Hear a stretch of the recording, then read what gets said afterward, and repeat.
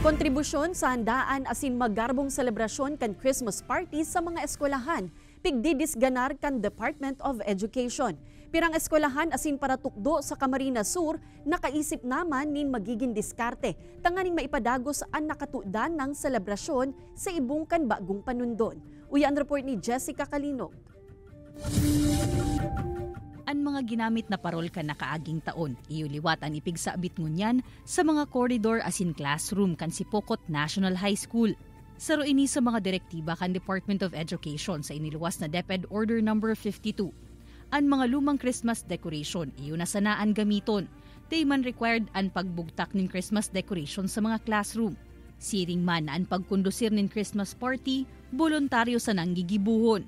Di man subuot dapat na puwersahon ang mga estudyante o para tukdo na magtaong kontribusyon o magpartisipar sa selebrasyon. Ang gagawin ng mga advisor, bali ba i-grouping sa mga bata, magdadala na lang sila kung ano yung i-contribute na yun.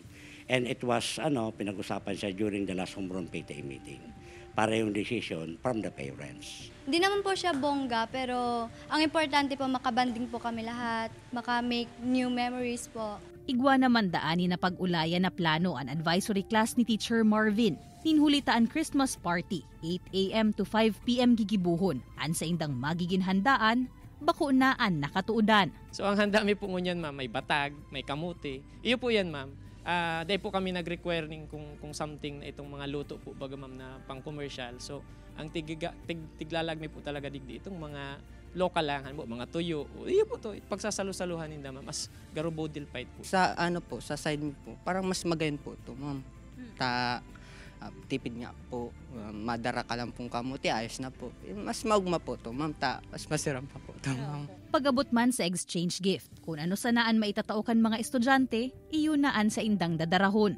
Saro sa taon-taon na pig-aabangan kan mga estudyante ang Christmas party. Kaya miski ano pa man na paagi o panundunan ipautob, simple man ang selebrasyon. Basta magkairibanan, syertong yaon man pirmi ang kaugmahan.